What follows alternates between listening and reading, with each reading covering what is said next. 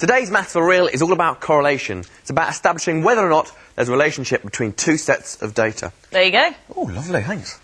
For instance, is there a relationship between the number of ice creams sold per day and the outside temperature? Or is there a relationship between the number of Maths for Real programmes you watch and the grade you get at maths? To find out if a correlation exists, you first need to collect some data and then plot it on a diagram called a scatter graph. Yes, we present the Maths for Real guide to the different types of correlation you'll meet and their scatter graphs. So, scatterbrains, stay tuned.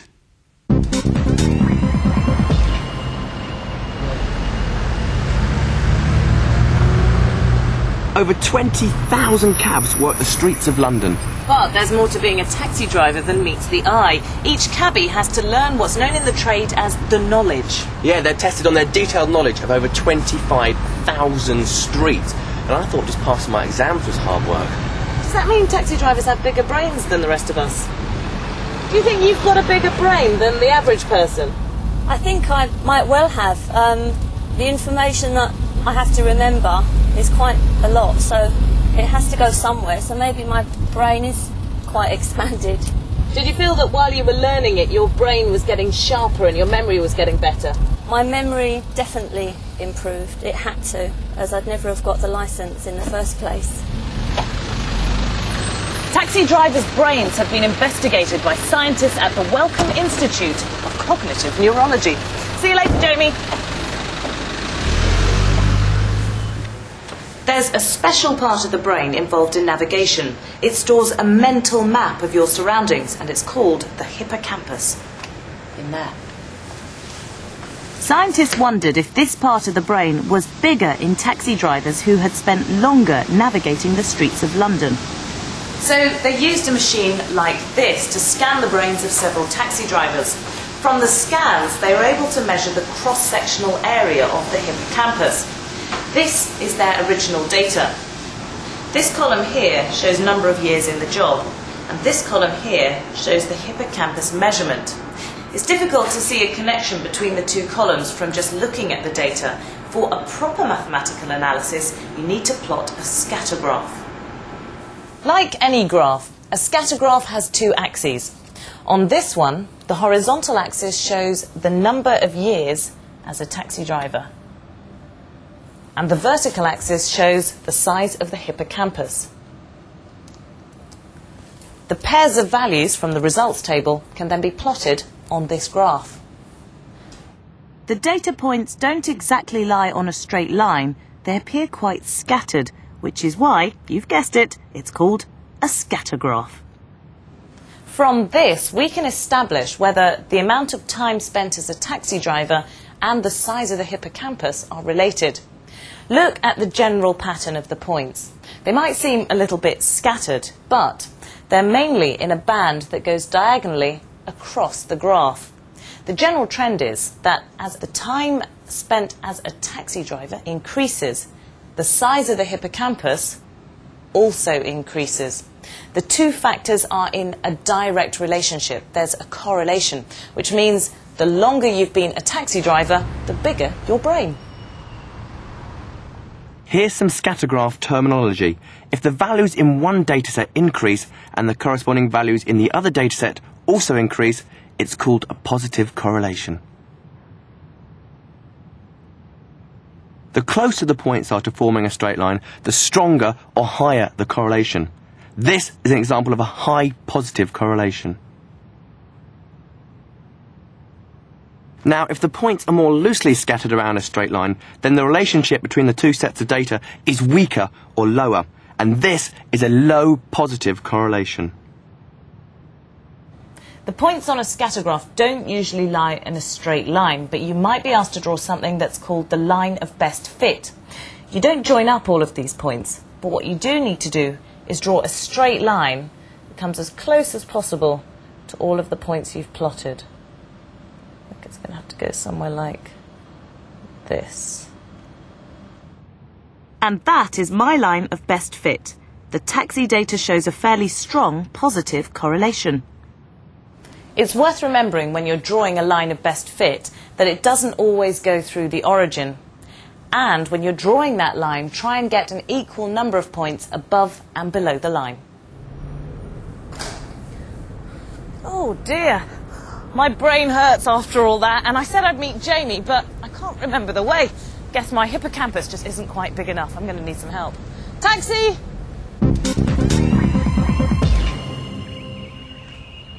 Sports scientists spend a lot of time looking for correlations in the hope they'll be able to predict how well an athlete will be able to perform. For example, hi Jamie, experts at Lily Shaw's Human Performance Centre have discovered a useful correlation that allows marathon runners to predict their running time based on a measure of their fitness. OK, how can you do that, sort of run and talk? Don't know. I've always fancied running a marathon. Can't be that hard. I mean, I've seen it on the TV a few times. I reckon I'd probably do it in about 4 hours, you know. 4 hours? I don't think so. Why, do you reckon you can do any better? Well, maybe. Well, Kate, there's only one way to find out, and it starts with a tough treadmill test, eh? Think you're up for it? Definitely. We're looking at the relationship between something called VO2 max and marathon running time. VO2 max may sound a little bit techie, but it's simply a measure of fitness. It's the maximum amount of oxygen that your body can take in and use per minute, which is why Jamie's wearing that rather fetching mask. Jamie and I have to run until we're exhausted. The mask is linked to a computer. It measures our oxygen uptake and calculates our VO2 max. Whew, that was hard work. I think it's your turn, Katie.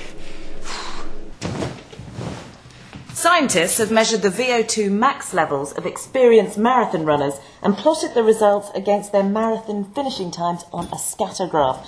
Jamie has got the results. In this case, the horizontal axis shows the marathon running time in minutes, and the vertical axis shows the VO2 max measurements. This is an example of a negative correlation. As the values of one set of data increase, the corresponding values of the other set of data decrease. The greater the VO2 max, the fitter you are. Hence, the shorter the marathon running time.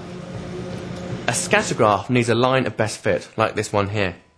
Remember, it's important to get it to as close to as many points and have an equal number of points either side. Now, I'm using this to predict mine and Katie's running times, and as I think I'm going to be running for a long time, I'm going to need to extend it a little bit. It's a negative correlation because the line slopes down from left to right. Because all the points are so close to the line, we can say it has a high or a strong correlation. And because the relationship's so strong, experts can use this line to predict marathon running times based on a person's VO2 max value. And talking of VO2, I wonder how Katie's getting on.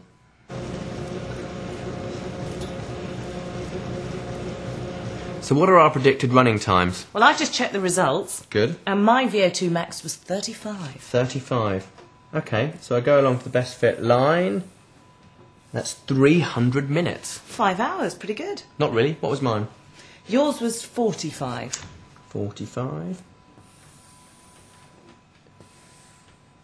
2:55. That's 15 minutes over 4 hours. Like I told you, Katie, I might not be very good at stretching, but when I'm on that track, I'm like lightning, just gone, you know.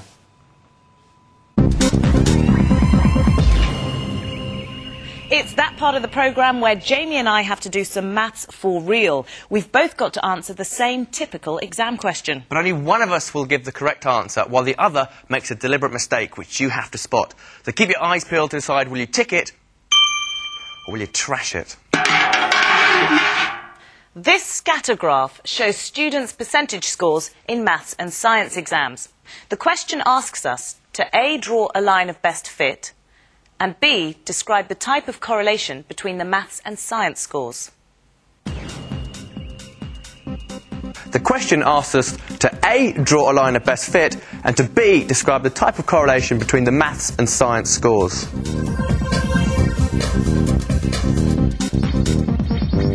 First up, this is my line of best fit. I chose to position it here because it's as close to as many of the points as possible, and there's almost an even number of points on either side. And I describe the correlation between the science scores and math scores as positive. This is my line of best fit. I chose to put it here because it's close to quite a few of the points and goes through the origin. I also describe this correlation as positive. So, So, whose working should you tick and whose should you trash? Who made the deliberate mistake? Was Katie right to draw the line of best fit in this position? Or was Jamie right to draw the line of best fit in this position? OK, it was me that made the deliberate mistake. For this scatter graph, I was wrong to draw the line of best fit through the origin. Don't be fooled by thinking a line on a graph should always go through 0. Sometimes it should, but not always. The key is to try to get the line as close as possible to most of the points. The line of best fit should have looked more like this. We were both right to say this is a positive correlation. You might be tempted to describe the correlation by saying as the maths scores increase, so do the science scores. But that isn't the description the examiners are looking for. That's describing the relationship and not the correlation. When you get a question asking you to describe a correlation, remember the key words the examiners are looking for are positive, negative, or no correlation. Acne is a skin condition that affects almost everyone. I mean, even the odd Maths for Real presenter gets it. Katie. But what causes spots? Bacteria in the skin. The soap, it gets stuck in your pores and you end up with spots because it blocks them up. A bad diet. Fatty food, loads of sugar, loads of coffee. Dirt in the pores. Scientists at the Skin Research Centre in Leeds thought there might be a connection between the amount of bacteria on your skin and the number of spots you get. So I've come to a car park in the middle of nowhere to meet a man in a blue van. Now, they said it's big and it's blue, and I couldn't miss it. Oh, there it is. Oh, silly of me. You must be Mark. I am, hi. Mark, you're meant to be a spot man. Why have you got a van? Well, this is a mobile lab that lets us go all around the country studying skin diseases. Do you want to have a look? That'd be good of you. Let me help you out. Now, you say you've been studying skin, but what exactly does that mean? Well, we've been trying to see whether there's a correlation between the number of spots you have and the amount of bacteria on your skin. So how do you count the number of spots? Well, it's quite simple, really. We simply look at the whole face and count the number of spots that there are. Nice task, I imagine. Yeah. What about the number of bacteria? I mean, that must be harder to count, surely. Well, that's a bit more difficult with bacteria being so small. So what we have to do is grow them up. And we have a special machine here which puts the bacteria onto plates. What exactly were you expecting to find then? Well, we thought we might find a positive correlation between the number of spots on your skin and the amount of bacteria. But this here is a scatter graph of your results, isn't it? It is. As you can see, on the horizontal axis, we have the total number of spots, and on the vertical axis, the number of bacteria per square centimetre of skin. But Mark, all these data points spread around, it must be very hard to draw a line of best fit. Well, that's right. As you can see, there is no correlation, so you can't actually draw a line of best fit. But were you surprised by this result then? Well, not really, because acne is not just caused by bacteria. There's a number of different factors that contribute to the disease, such as hormones and stress. Oh, does that mean I don't have to wash my face then? Well, no, it's still important to keep your skin clean.